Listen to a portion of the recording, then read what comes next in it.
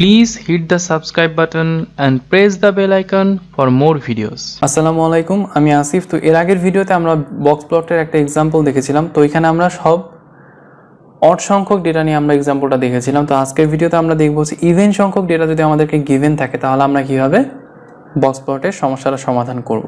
তো সবার প্রথমে আমাদের দেখতে হবে যে আমাদের যে গিভেন ডেটাগুলো আছে এগুলো আমাদের সিকোয়েন্স অনুযায়ী মানে অ্যাসেন্ডিং অর্ডারে সাজানো আছে কিনা, ছোট থেকে বড় আকারে। তো আমরা যদি খেয়াল করি এখানে আমরা দেখতে পারবো যে আমাদের এই ডেটাগুলো কিন্তু অ্যাসেন্ডিং অর্ডারে সাজানো নেই।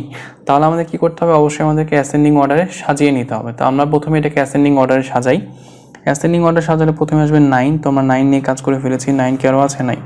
10 আমাদের এখানে নেই, আমাদের আছে 11। তো আমরা 11 লিখলাম, এই 11 কাজ শেষ। আরেকটা 11 আছে, আরেকটা 11 আছে, তাহলে আমরা দুইটা 11 একসাথে লিখে দিলাম। 11 পর হচ্ছে 12। 12 কি আছে? হ্যাঁ 12 আছে একটা। আরও কি 12 আছে?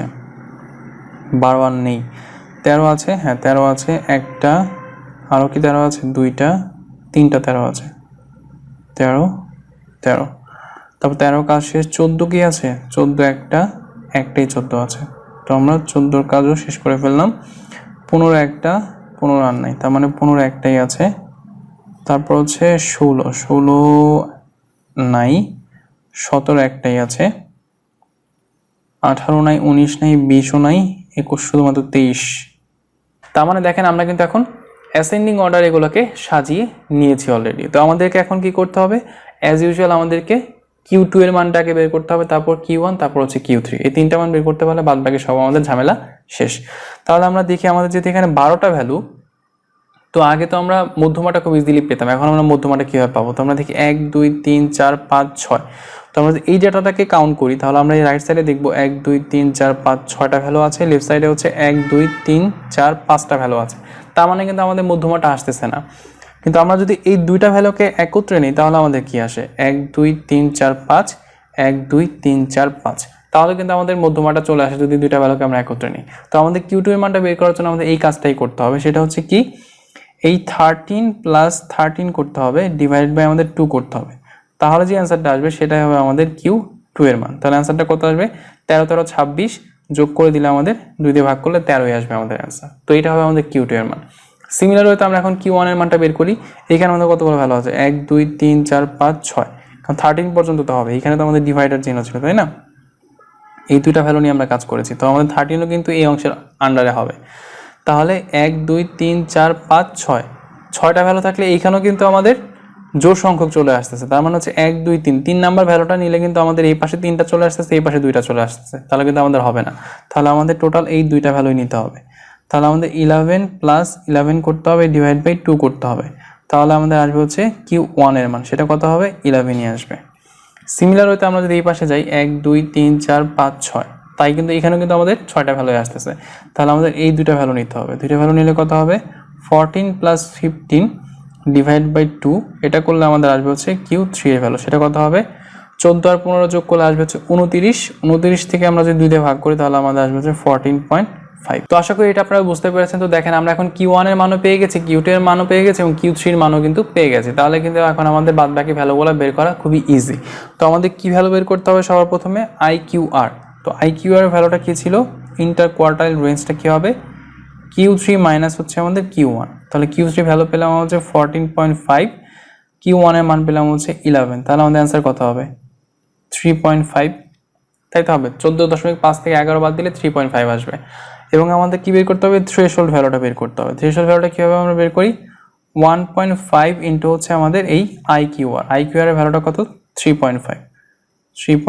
তো আমরা যদি এই দুটাকে গুণ করে দিই তাহলে আমাদের অ্যান্সারটা আসবে হচ্ছে 5.25। তো আশা করি আপনি এটা বুঝতে পেরেছেন। তো দেখেন আমরা কিন্তু IQR এর মানটা পেয়ে গেছি, IQR এর মানও পেয়ে গেছে এবং থ্রেশহোল্ডের মানও কিন্তু পেয়ে গেছে। তাহলে আমাদের কিন্তু এখন বাদ বাকি সব ক্যালকুলেশন আর দুইটা আছে মাত্র, সেই দুইটা হচ্ছে আমাদের ম্যাক্সিমাম রেঞ্জটা বের করতে হবে আর হচ্ছে মিনিমাম রেঞ্জ বের করতে হবে। তাহলে আমরা ম্যাক্সিমাম আউটলায়ার ফর হবে, ম্যাক্স ভ্যালুর জন্য আউটলায়ারটা কথা হবে। সূত্রটা ছিল হচ্ছে আমাদের Q3 থেকে আমাদের অ্যাড হবে কিছু, সেটা হচ্ছে থ্রেশহোল্ডের ভ্যালুটা আমাদের অ্যাড করতে হবে। তাহলে Q3 আমাদের কত? 14.5। তাহলে 14.5 প্লাস হচ্ছে থ্রেশহোল্ডের ভ্যালুটা আমাদের কত?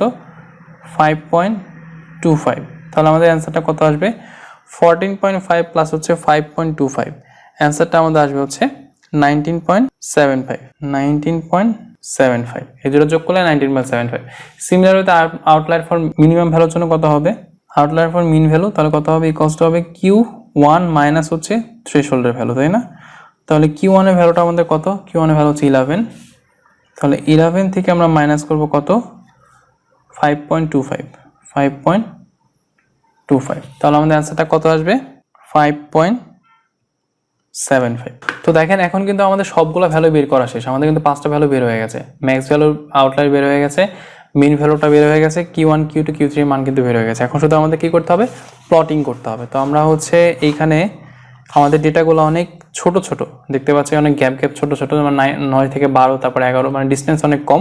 তো আমরা এত বেশি সংখ্যক ডেটা নিয়ে এক একক নিব না, আমরা একটু কম সংখ্যক ডেটা নিয়ে এক একক নিব, তাহলে আমাদের ফিগারটা দেখতে সুন্দর হবে। সেটা হচ্ছে এখানে আমরা 0 দিই, তারপর এইখানে আমরা 2 দিই, 4, 6, 8, 10, 12, 14, 20 এই পর্যন্ত থাক। তাহলে এটা হচ্ছে 2, 4, 6, 8, 28, 30।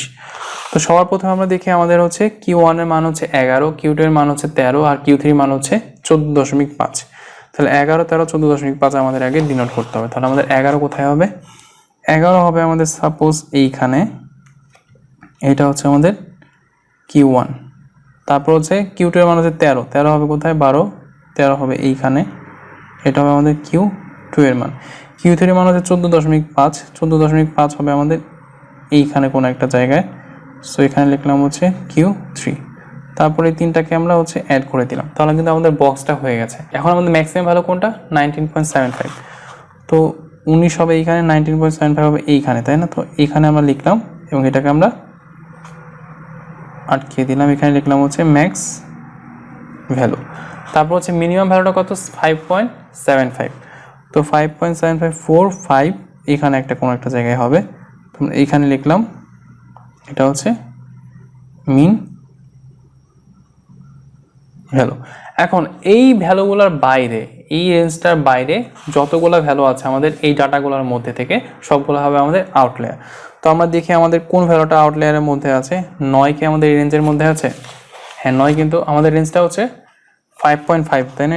এটা হচ্ছে 5.75, 5.75, আর ম্যাক্স ভ্যালু রেঞ্জটা হচ্ছে আমাদের 19.75। তো আমরা এখানে লিখে রাখি এটা হচ্ছে 19.75। তো এর মাঝখানে যে ভ্যালুগুলো আছে সবগুলো হচ্ছে আমাদের এই রেঞ্জের মধ্যে পড়বে, বাদ বাকি আমাদের আউটলায়ার হবে। তো আমরা দেখি এখানে কোনো আউটলায়ার ভ্যালু আছে কিনা, 9, 11, 11, 12, 13, 13, 14, 15, 17, 23, 23 নাম্বার যে ভ্যালুটা আছে, এই ভ্যালুটা কিন্তু আমাদের এইখানে যে ম্যাক্স আউটলায়ার আছে, ম্যাক্স আউটলায়ারের বাইরে কিন্তু চলে গেছে। ম্যাক্স ভ্যালু হচ্ছে আমাদের 19.75 হওয়ার কথা, কিন্তু এখানে 23 আছে। 23টা কোথায় চলে আসছে, এইখানে একটা জায়গায় চলে আসছে, তো এটা হচ্ছে 23, এটা কিন্তু আমাদের আউটলায়ার হয়ে গেছে। তাহলে আমরা এখন অ্যান্সারের মধ্যে কি বলে দিব, আউটলায়ার হচ্ছে 23, তার মানে হচ্ছে আমাদের একটা ভ্যালু আমাদের এখানে এই ডাটাগুলোর মধ্যে থেকে এই রেঞ্জের মধ্যে, যে রেঞ্জটা আমরা ড্র করলাম সেই রেঞ্জের মধ্যে আমাদের নেই, এটা হচ্ছে 23। আর মিনিমাম ভ্যালু যদি কোনোটা থাকতো তাহলে আপনি ওইটাকেও এখানে আউটলায়ারের মধ্যে অ্যাড করে দিতে পারতেন।